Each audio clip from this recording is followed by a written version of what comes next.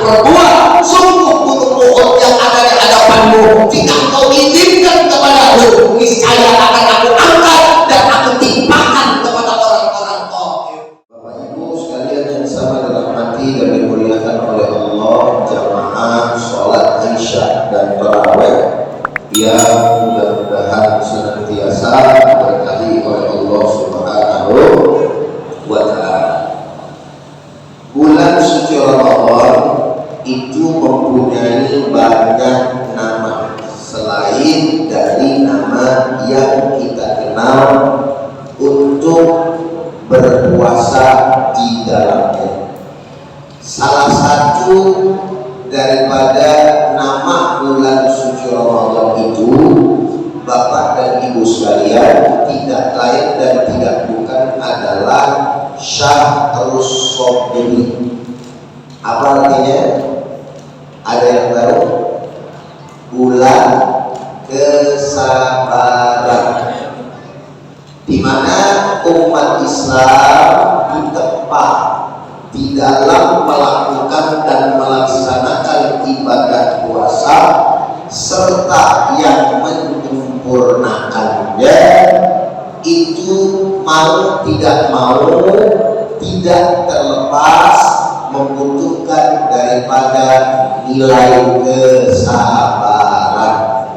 Oleh karenanya orang-orang yang melaksanakan puasa dan menjalankan ibadah di dalam bulan suci Ramadan wajar kalau memang dilakukan dengan seksama, dilakukan dengan baik dan benar, dilakukan dengan khusyuk mencari ridha Allah, maka hasil daripada puasa Ramadan tersebut akan menghantarkan manusia tadi menjadi hamba-hamba yang bertakwa, insya.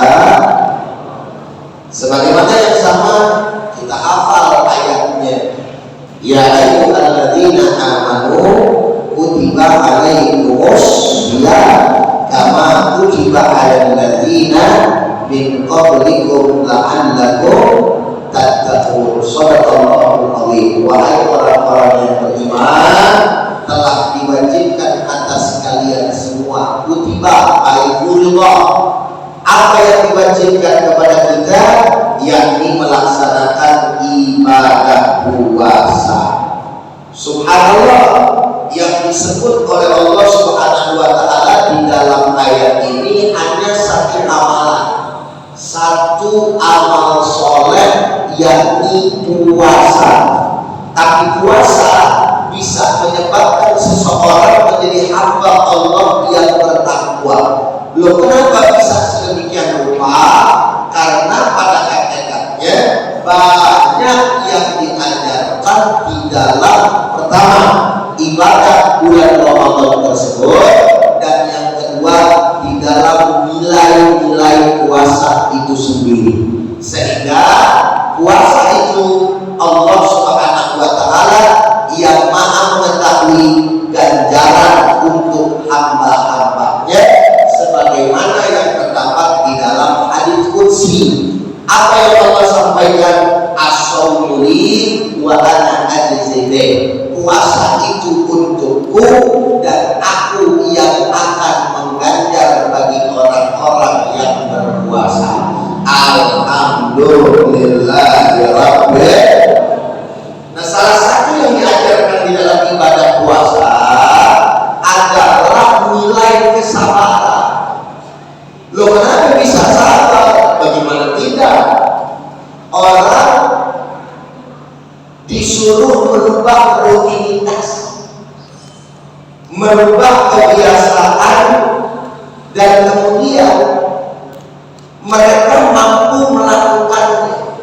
Kenapa mereka bisa melakukannya? Alasannya satu, karena yang dipanggil oleh Allah Subhanahu wa Ta'ala, Bapak dan Ibu, adalah keimanan orang tersebut.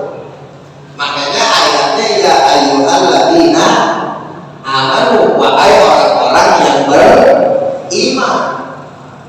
Bukan yang dipanggil oleh Allah Subhanahu wa Ta'ala orang yang beragama Islam. Ya ayyuhal muslimun, contohnya. Pertanyaannya, kenapa Allah Ta'ala tidak memanggil dengan panggilan itu? Karena banyak orang yang katanya Islam, akan tetapi tidak terpanggil untuk melaksanakan ibadah puasa. Saya tanya, jawab yang kompak. Kira-kira fakta atau tidak di tengah-tengah kita sekarang, dari tahun ke tahun kita lihat ada orang nggak puasa tapi Islam. Benar apa benar? Betul apa betul? Sakit enggak? Musafir bukan? Uzur syar'i juga nggak ada tapi nggak puasa. Banyak orang enggak? Sebelum itu masih hidup. Banyak apa enggak? Ada orang di sini? Alhamdulillah. Enggak ada kalau di sini orang beriman semua. Kenapa bisa begitu? Karena imannya nggak terpanggil. Nih Bu, Pak, Bapak sama Ibu, kalau secara akal logika aja nih, kira-kira kalau disuruh lapar-laparan dari pagi sampai sore, dari bentuk subuh sampai bentuk maghrib, ini akal kalau tanpa iman bisa terima apa enggak? Assalamualaikum. Ustaz tanya, akal tanpa iman disuruh lapar-laparan dari pagi sampai sore, beduk subuh sampai beduk maghrib, lama apa sebentar waktunya? Kata akal, kira-kira yang ngurung begitu tega apa enggak? Assalamualaikum. Kok mau? Jawab aja. Kalau salah nggak ada nilainya, kalau benar bagus. Kira-kira menurut akal nih, ada yang ngurung begitu tega apa? Begitu bingung nih. Ustaz lah, pertanyaan kan simpel pertanyaan. Tanpa iman, menurut akal, kira-kira kalau ada yang ngurung begitu tega apa enggak? Orang sini tahu bahasa tega apa enggak? Tahu bahasa tega apa enggak? Nah, kalau tahu jawab. Tega apa enggak kira-kira? Kan begitu kan tadi. Iya kan? Secara akal gitu. Sama dah kayak kita punya anak. Iya. Anak kita disuruh jangan makan, enggak dikasih makan dari pagi, Pak. Sampai maghrib. Kira-kira itu orang tua benar atau orang tua salah? Pertanyaannya, kenapa giliran Allah nyuruh kita dari pagi sampai menjelang malam maghrib, kok kita mau? Assalamualaikum. Karena apa nih? Maka ketika kita berbicara tentang bersikap atas perintah Allah dan Rasulnya, kalau imam yang udah bicara itu semuanya akan menjadi mungkin, betul ya? Tapi kalau dipakai akal buatan baru iman, imannya justru yang rusak. Itulah kalau bicara perintah, pasti yang dipanggil dalam bentuk perintah apapun dalam Al-Quran orang yang beriman. Sebab orang yang beriman sajalah yang memang akan memenuhi perintah Allah.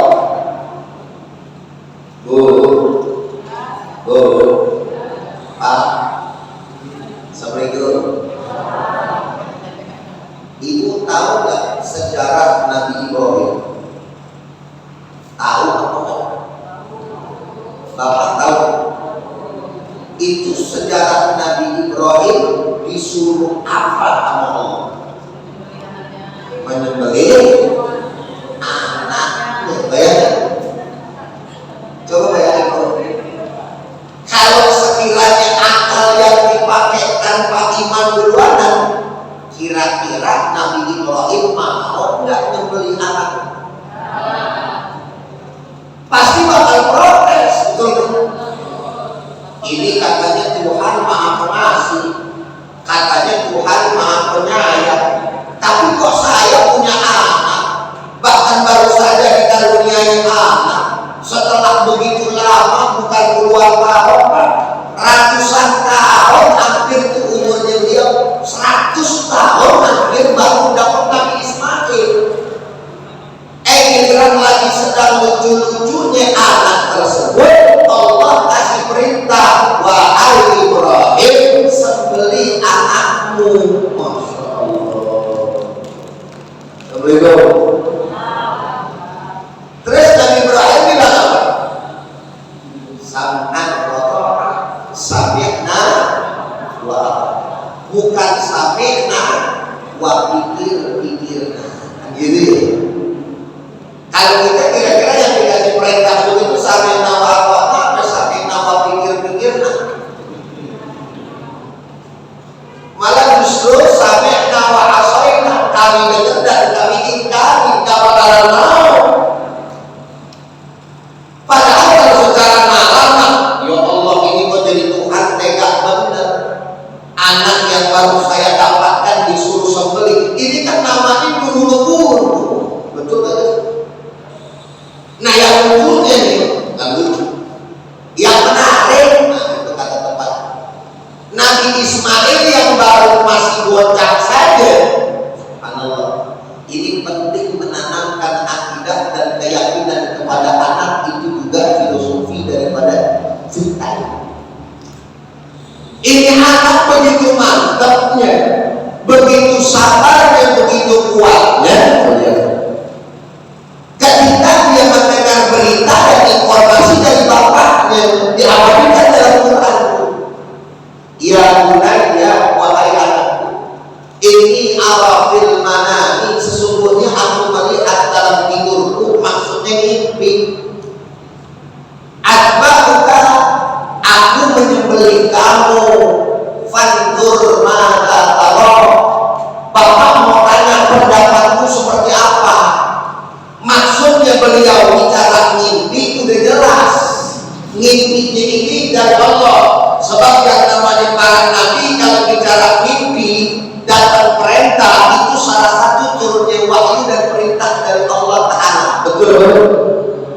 Dalam arti kata lain, Bapak diperintah oleh Allah untuk menyembelih kamu, Nina. Bagaimana pendapat kamu, Nah? Lalu dengan mantap Nabi Ismail mengatakan, ya abadi al-madatumar, wahai bapakku, kalau itu adalah merupakan perintah Tuhan, perintah Allah, Tuhan kita, maka laksanakanlah wahai ayahandamu. Dan engkau insya Allah akan mendapati aku, kata beliau, termasuk orang-orang yang bersabar. Subhanallah. Kira-kira Pak, kalau Bapak diajak ngomong sama orang tua dulu, nah Bapak mimpi, nah kamu semalam Bapak sembelih, gimana menurut kamu? Nah, apa yang kita jawab? Lari atau diam? Lari atau diam? Ini kan permainan keimanan kalau begitu, Pak. Diterimanya itu perintah, sehingga wajar sekali lagi kalau orang-orang yang beriman yang dipanggil oleh Allah Subhanahu wa Ta'ala di dalam melaksanakan perintah-perintah Allah. Alhamdulillah. Dan lihat akhir daripada ayat tadi. Satajiduni insyaallah minas sabirin. Insyaallah engkau akan dapat aku, wahai ayat, termasuk orang-orang yang bersabar. Maka di dalam menjalankan ketaatan kepada Allah, Bapak dan Ibu memang tidak terlepas dari sifat dan sikap sabar. Assalamualaikum. Assalamualaikum. itu sabar itu ada batasnya apa enggak sih? Assalamualaikum. Ini kalau lagi marah ngomong sabar sih sabar, iya kan? Sabar juga ada batasnya, gitu kan? Siapa yang bisa ngomong begitu? Assalamualaikum. Sekarang saya mau tanya, itu pernyataan benar atau salah? Benar atau salah? Sabar gak ada batasnya, tapi sabar harus proporsional. Assalamualaikum. Assalamualaikum. Maksudnya proporsional bagaimana? Enggak selamanya yang namanya sabar itu harus diam. Bu, tetangga datang ujuk-ujuk main ke rumah kita, habis assalamualaikum langsung gampar ibu. Tahu gampar kan? Nampar, nabung, wepa. Sabar. Begitu bukan? Bukan. Sabar itu menempatkan sesuatu pada tempatnya persis. Makanya sabar, adil, tawakal, berani, takut itu harus ditempatkan pada tempat yang sesuai. Assalamualaikum. Ustaz mau tanya, Nabi penyabar apa enggak?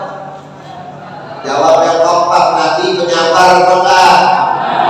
Nabi santun apa enggak? Nabi berakhlak apa enggak? Ada yang mengalahkan kesabaran Nabi atau tidak? Ada yang mengalahkan kesantunan Nabi atau tidak? Ada yang mengalahkan akhlak Nabi atau tidak? Wa innaka la'ala khuluqin azim. Dan sesungguhnya engkau ya Muhammad adalah manusia yang paling tinggi akhlaknya. Ustaz mau tanya, tolong dijawab kompak lagi. Nabi yang katanya penyabar dan paling penyabar dalam hidupnya pernah marah apa? Pernah marah apa?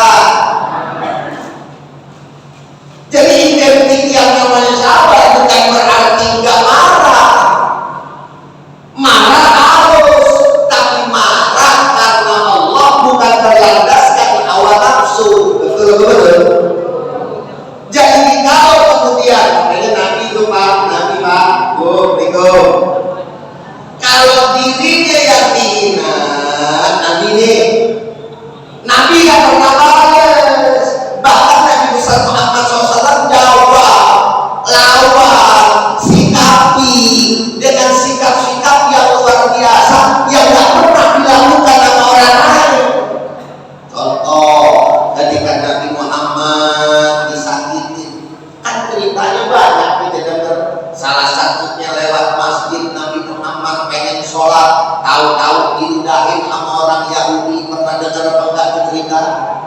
Pernah dengar apa enggak? Mukanya kena diudahin, Nabi senyum. Kalau kita kira-kira bagaimana? Lagi lewat diudahin orang, apa jadilah? Alamak kan gitu. Pakai kali dong.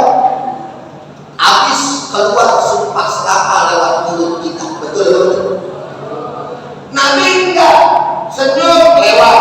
Besok takut Nabi lewat situ enggak.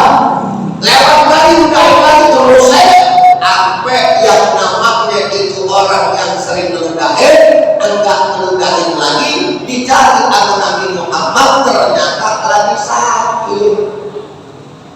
Kira-kira kalau kita tuh yang begitu jujur aja, orang yang zalimin kita kena penderitaan, sengsara, musibah, apa yang keluar dari mulut kita? Mampus. Betul. Biar rasa, nggak sekalian mati ada gitu ya. Oh segala macam deh keluar, biar nanti kita puas dulu. Nabi malah pulang ke rumah Sayyidatuna Aisyah. Neng, kalau bahasa Betawi, anak muda zaman sekarang bilang ayah gue,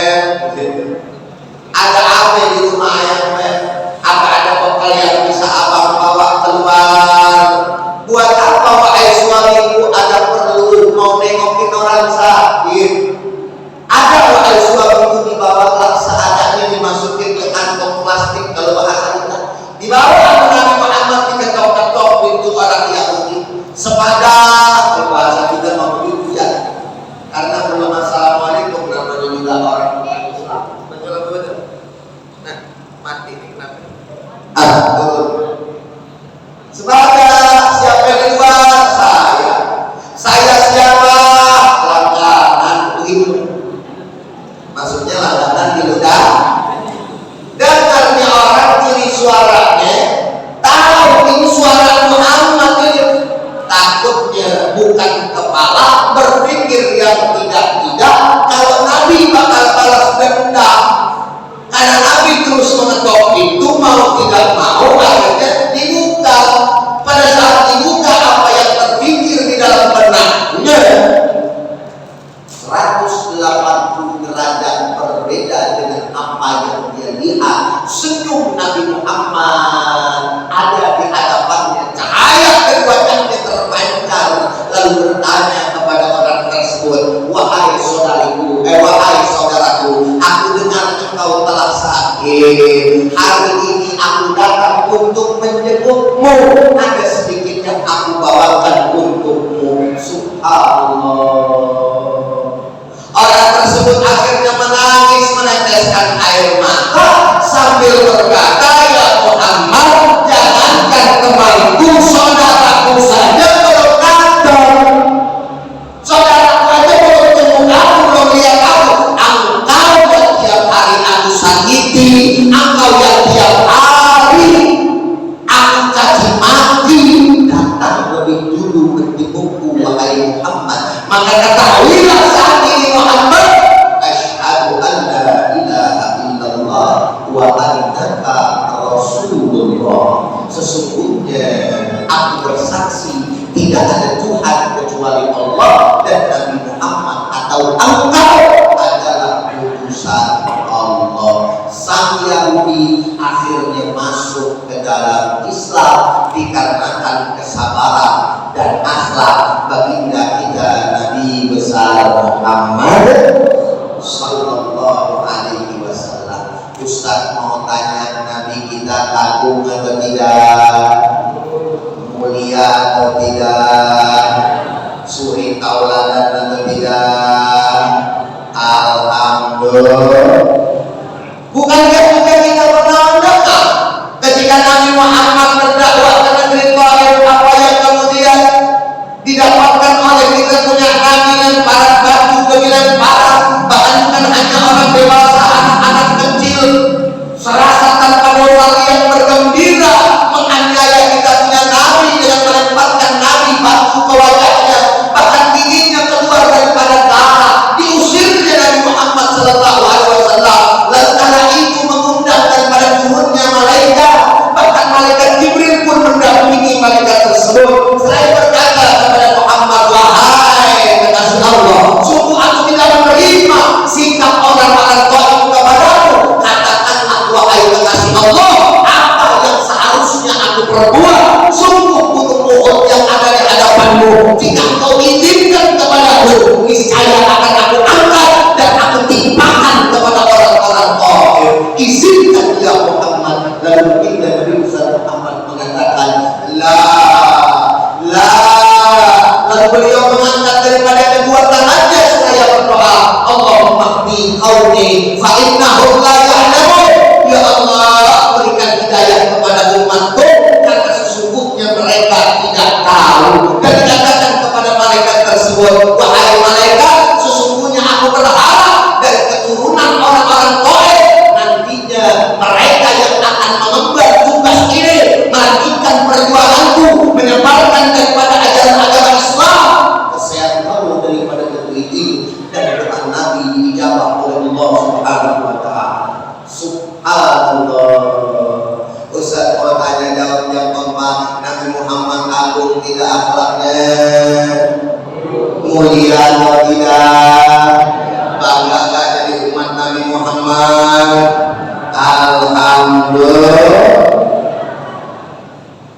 Tidak ada yang mengalahkan santun, beradab, mulia akhlak yang ada pada diri Nabi besar Muhammad sallallahu alaihi wasallam. Maka wajar kalau Allah Ta'ala mengatakan laqad kana lakum fi Rasulillah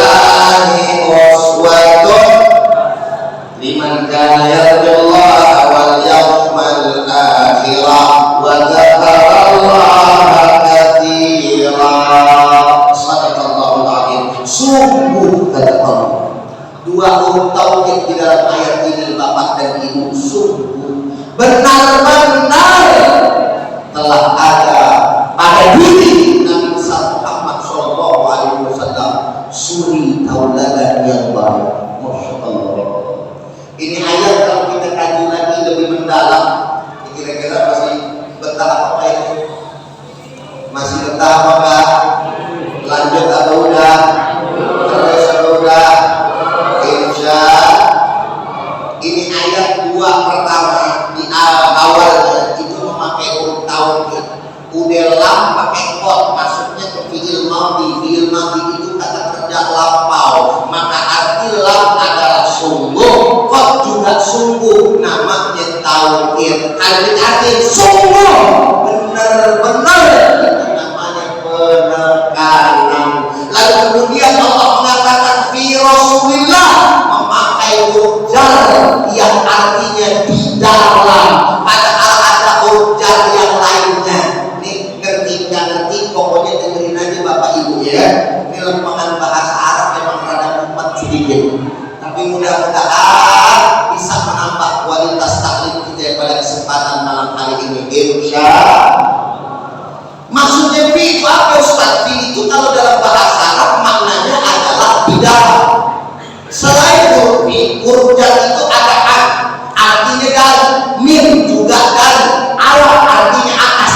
Semuanya mempunyai makna yang memajurkan daripada isim setelahnya. Tapi kalau misalkan dipakai ala Rasulillah, min Rasulillah, an Rasulillah, itu sebenarnya masih bisa dipahami oleh kita. Itu maksudnya. Pertanyaannya adalah kenapa Allah menggunakan huruf jar, yaitu fi, yang artinya di dalam, bukan dari Rasulullah, bukan atas Rasulullah, tetapi di dalam Rasulullah. Maknanya adalah bahwa suri tauladan yang ada pada diri Nabi besar Muhammad SAW itu luar dalam, di dalam diri Rasulullah. Assalamualaikum. Kira-kira paham memahami? Jelas sama jelas. Hujan datang kemari pakai tongkat, kayak bertua aja. Pakai imamah putih, pakai sorban putih selebar seperti itu di kamarnya. Pakai garis juga warna putih. Ini kelihatan orang bener kan? Kelihatan orang bener kan? Betul. Udah ini luar orang kelihatan orang bener. Betul gak sih? Kenapa Ujai bisa kuliah? Ibu bapak masih mau dengerin saya karena ibu bapak nggak tahu daripada aib saya. Allah yang tutupin aib saya tuh. Makanya omongan saya masih bisa didengar sama ibu bapak. Apalagi yang namanya omongan saya itu ada benernya sesuai Al-Quran dan Sunnah, maka diikutin. Betul apa betul? Tapi Ujai itu sendiri bukanlah suri tauladan secara umum. Kenapa? Karena yang sempurna hanya baginda Nabi besar Muhammad. Kira-kira sampai sini jelas? Jelas. Kita ini luarnya bagus, dalamnya ada nggak yang musuh? Ada nggak? Ada banyak. Mana orangnya? Luarnya macam hatinya dengki sama orang, betul nggak? Luarnya macam pakai baju syar'i, tapi sombongnya luar biasa. Ngentengin orang, rendahin manusia, nggak mau terima kebenaran. Ada yang begitu ada. Ada yang begitu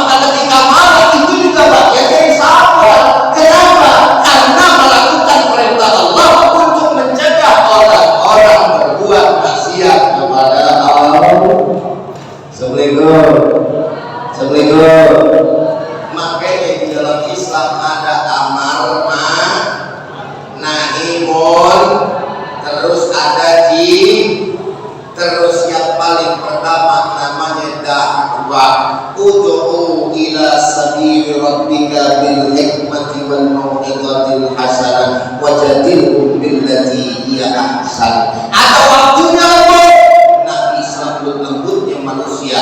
ada waktunya yang tegas. Tidak ada yang mengalahkan ketegasan baginda Nabi besar Muhammad sallallahu alaihi wasallam. Di dalam beliau lembut, di dalam beliau tegas, Itu ada kesabaran di dalamnya, di dalam menjalankan segala apa yang diperintahkan oleh Allah Subhanahu. Kira-kira jelas nggak jelas? Di dalam salah satu kitab dikatakan perkataan dari besar Muhammad SAW dari Sayyidina Ali bin Abi Thalib, yang tepatnya dalam kitab As-Sabr wa Thawab alaihi, maksudnya sabar dan juga apa namanya, ganjaran atas. Sebagai penutup di dalam kajian kita yang singkat pada kesempatan malam hari ini, namun mudah-mudahan bermanfaat, saya sampaikan bahwa as-sabru salasun, sabar itu terbagi menjadi 3. Nih ibu dan bapak perhatikan baik-baik. Fasabrun 'ala musibah, sabar terhadap musibah. Betul atau betul? Kalau kita dapat musibah, kira-kira kita harus bersabar atau tidak terima? Assalamualaikum. Sabar atau enggak terima? Sabar atau protes? Sabar atau marahin Allah? Ada nggak orang yang dikasih musibah terus nyalahin Tuhan, terus nyalahin Allah? Ya Allah, musibah apa lagi nih Allah? Kok begini banget saya hidup? Baru kemarin orang tua saya meninggal, sekarang anak saya. Kalau begini terus mendingan saya mati. Ada nggak yang begitu kira-kira? Ada nggak yang begitu? Mana orangnya? Di sini nggak ada, alhamdulillah. Maka sabar dalam musibah diperlukan. Kapan orang bisa tahu dirinya sabar ketika dapat musibah? Di saat dia mendengar musibah dan di saat tekanan pertama di dalam mendapatkan musibah tersebut. Yang omong saja belum tentu bisa melakukan. Saya pernah cuma nyampe itu urusan amalan sama-sama kita, menjadi sama-sama manusia ya. Tapi paling kagak kalau kita sudah punya ilmunya, ketika kita sedang terdiam, buru-buru kita istighfar, ingat kepada Allah. Hei Abdurrahman, ini dari Allah, bukankah engkau tahu? Inna lillahi wa inna ilaihi. Sesungguhnya engkau adalah milik Allah, dan semua apa yang ada di alam dunia ini milik Allah, maka akan kembali kepada Allah. Sadarkah engkau itu, wahai Abdurrahman? Diri kita kemudian tersentak selalu teringat, ya Allah, benar, maka harus apa yang aku lakukan? Tidak ada lain dan tidak bukan, hanya berpasrah dan berserah diri kepada Allah Subhanahu. Sabar terhadap musibah berat apa enggak? Berat apa enggak? Ada lagi yang lebih berat. Ganjarannya pun luar biasa. Yang kedua, wasabrun 'ala ta'ah, sabar atas berbuat taat. Kita disuruh lagi sabar. Mungkin dalam hati itu dibisikin ke setan, ya Allah, udah terawih lama bener, ini ustaz ngoceh, kalau ngomong agak berhenti kapan? Berhentinya lu mau pulang. Assalamualaikum. Ayo jujur, ada nggak yang kayak begitu? Ada nggak bisikannya? Tuh kan jujur, ada katanya. Disuruh kita sabar dalam doa. Ngaji ibarat kata baru juga beberapa menit, pantat udah goyang sono, goyang sini, betul. Kalau giliran pegang handphone, ngeliat TikTok, kalau sosial media, ujung-ujung kuat apa kagak? Kuat apa kagak? Bener. Enggak anaknya, enggak emaknya sama, dia mainannya TikTok, betul apa betul? Mana orangnya? Sabar atas sholat diperlukan.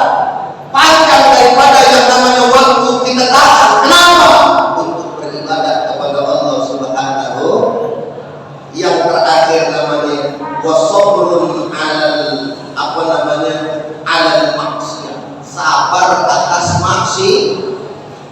Pak, Assalamualaikum. Saya mau tanya, lebih enteng mana sabar dalam doa atau sabar dalam menghadapi maksiat? Menurut ibu yang mana? Sabar dalam doa atau sabar dalam maksiat? Apa? Doa. Sabar dalam menghadapi maksiat. Kalau yang namanya sabar dalam doa apa? Sabar dalam maksiat urusannya kita ini menekan hawa nafsu. Bahkan yang namanya maksiat kadang-kadang bukan yang kita cari, tapi maksiatnya nawarin kita datang sendiri, itu yang parah. Ada seorang pemuda soleh, ada perempuan takut luar biasa, orangnya cantik, pokoknya kembang desa dah kalau orang bilang sekarang. Ini orang hanya tukang air, anak muda tapi soleh, ganteng deh. Ini perempuan paling cakep bener dia deh. Suatu ketika pada saat dia lagi muter di depan ini laki-laki si soleh tadi, wahai tukang penjual saya mau lihat, tolong masuk ke sini. Tadinya ada di dalam di pelataran rumah, ternyata disuruh masuk karena memang polos masuk. Habis masuk di dalam rumah disuruh masuk katanya ke dalam kamar karena mau lihat contoh daripada air bahasa kita begitu kan. Pada saat di dalam rumah, terus kemudian si cewek ini, mohon maaf lahir batin di perempuan, menawarkan dirinya untuk disetubuhi, dizinain. Masya Allah. Ini saya tanya orang laki, orang perempuan ini, kira-kira kalau itu orang buat apa enggak? Hah? Buat yang masih geleng-geleng. Kita belum tahu yang ngomong deh. Ini barang bagus bro, himbah. Nawarin diri luar biasa. Tapi orang bilang apa ya? Ini Allah, sesungguhnya aku takut kepada Allah. Sampai si perempuan, laki-laki lain mencari aku untuk tidur bersamaku, engkau aku tawari, tapi kau munafik, laki-laki gak tahu diri, dasar bodoh. Lalu kemudian pada akhirnya apa? Kalau engkau tidak memenuhi hasratku, maka aku akan panggil teriakan orang-orang sekampung bahwa engkau yang akan memperkosa aku. Bingung dia gimana? Di satu sisi ini berbahaya, di satu sisi dia takut dosa kepada Allah. Lalu pada akhirnya diberikan ilham oleh Allah, mohon maaf bapak dan ibu masuk ke kamar mandi untuk belajar siap-siap bersih, dan kemudian baru melakukan daripada niat bejat perempuan tadi. Tapi ternyata mohon maaf saya tidak tahu, tapi dalam kitabnya cerita seperti itu ada kotoran manusia yang diambil dari di dalam kamar mandi tersebut, diluburkan ke seluruh badannya agar si perempuan merasa jijik badannya dan meninggalkan dia agar tidak jadi melakukan perbuatan yang bejat. Saking nolaknya perempuan yang cakep satu kampung. Masya Allah. Agar katakan, keluarlah dari rumahku dasar kau pendidikan.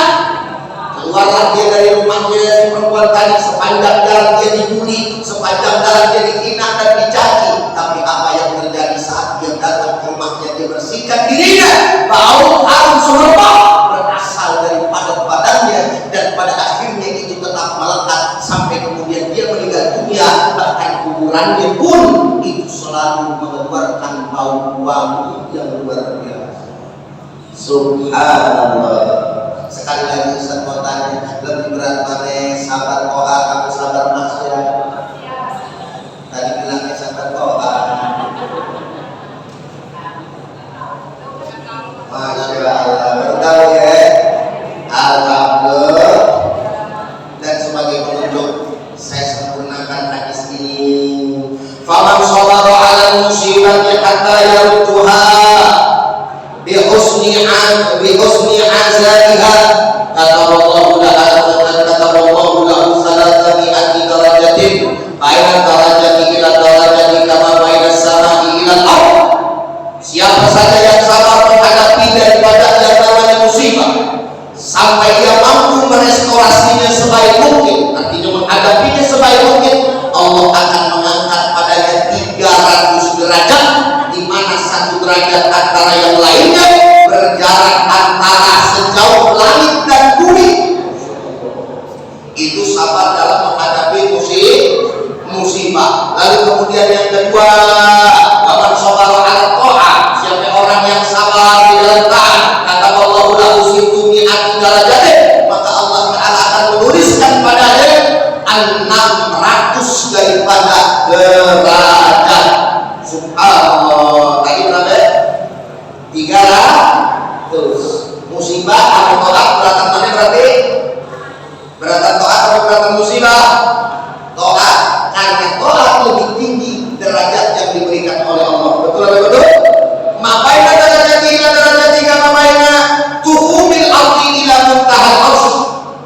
Di mana satu dengan lainnya berjarak sejauh antara langit dan bumi. Dan yang bersabar dalam menjalankan ketaatan, Allah mengangkat 600 derajat di mana satu dengan lainnya berjarak sejauh antara lapisan-lapisan bumi dan batas ketinggian daripada arsy Allah Subhanahu wa ta'ala. Subhanallah. Dan yang terakhir adalah wa man sabara 'anil maksiyah, kata Allah lahu ismu'atin darajatan mabaina darajat ila darajat kama baina tufuril ardi ila muntahal arsy marratain. Dan siapa orang yang sabar atas kemaksiatan, maka Allah akan memberikannya 900 daripada derajat. 300, 600, 900, dan di antara daripada jaraknya tersebut 2 kali lipat antara lapisan-lapisan bumi dan batas daripada ketinggian Subhanallah. Assalamualaikum. Assalamualaikum. Sampai di sini jelas atau tidak? Paham apa enggak? Alhamdulillahirabbil. Kalau paham, kalau jelas, berarti ceramahnya cukup sampai di sini aja. Sepakat atau enggak? Enggak. Sepakat atau enggak? Udah paham belum? Belum. Kalau Bapak udah paham belum? Alhamdulillah. Mudah-mudahan yang singkat tapi jadi manfaat, bisa dipakai, bisa diamalin. Semoga kita termasuk orang-orang yang bisa menjadi hamba-hamba Allah yang bersabar, insyaallah. Mudah-mudahan sekali lagi apa yang Ustaz sampaikan kiranya bermanfaat, insyaallah. Kita angkat kedua tangan kita tutup dengan doa semoga Allah memberikan keberkahan dan kesempurnaan perjumpaan kita pada kesempatan malam hari ini. Astaghfirullahaladzim, astaghfirullahaladzim, astaghfirullahaladzim. Falakal hamdu ya ma'bud. Allahumma shalli ala sayyidina Muhammad wa ala ali sayyidina Muhammad. Allahumma hdina bihuda waj'alna mimman yusari'u fi ridha wa la tuwallina waliyan siwa wa la taj'alna mimman khalafa amraka wa asab. Wa hasbunallahu wa ni'mal wakeel, ni'mal mawla wa ni'mal nasir. Wa la hawla wa la quwwata illa billahil aliyyil azim. Wa sallallahu ala sayyidina Muhammad nabiyyi wa ala alihi wa sahbihi wa sallam bi fadli subhanahu wa ta'ala amma yasifun. Wa salamun ala al-mursalin walhamdulillahi rabbil alamin. Taqabbalallahu minna wa minkum fataqabbal ya karim. Demikian sekali lagi kurang lebihnya al-fakir, mohon maaf. Terima kasih atas segala perhatian. Alhamdulillah wa iyyakum ajma'in. Wassalamualaikum warahmatullahi wabarakatuh. Allahumma salli wa sallim wa barik ala sayyidina Muhammad